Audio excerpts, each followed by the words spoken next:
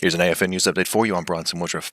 Fast-moving Hurricane Helene is advancing today across the Gulf of Mexico toward Florida, threatening an unsurvivable storm surge in northwestern parts of the state, according to forecasters.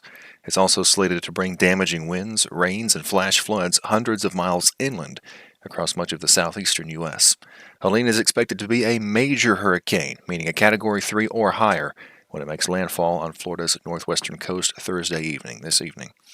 As of early Thursday, hurricane warnings and flash flood warnings extended far beyond the coast up into south-central Georgia.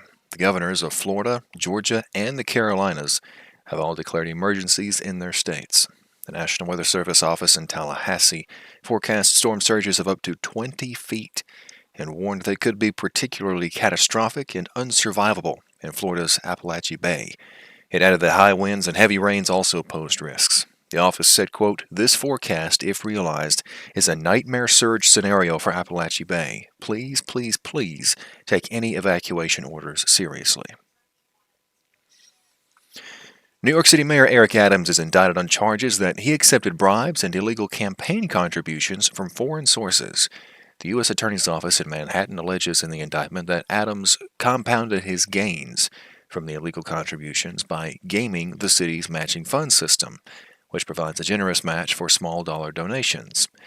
His campaign received more than $10,000 in matching funds as a result of the false certifications, according to the indictment.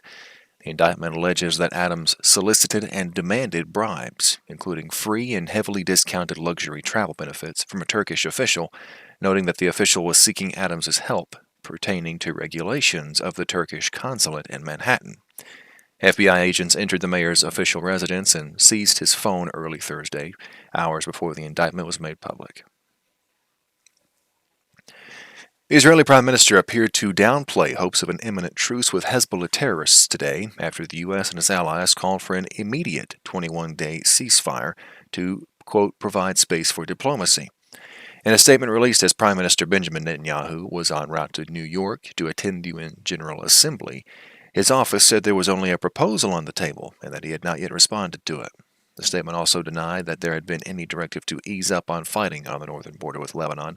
Critics have said the Biden proposal for a ceasefire would only give the Hezbollah terrorists an opportunity to rearm. U.S. intelligence officials confirmed Wednesday that they briefed Donald Trump's campaign on Iranian threats against the Republican presidential nominee. The agency acknowledged in a statement sent to the Associated Press that the briefing occurred but declined to say whether there is evidence of a new plot targeting Trump or whether the briefing focused instead on previously reported threats from Iran. In a statement Tuesday, campaign spokesman Stephen Chung said the meeting included information about real and specific threats to, quote, assassinate him in an effort to destabilize and sow chaos in the United States, end quote. The Trump campaign declined to discuss further details of Tuesday's briefing. That's all for this AFN News Update. Thanks for watching. Also, you can be sure and keep an eye on AFN.net for much more news from a Christian perspective. I'm Bronson Woodruff.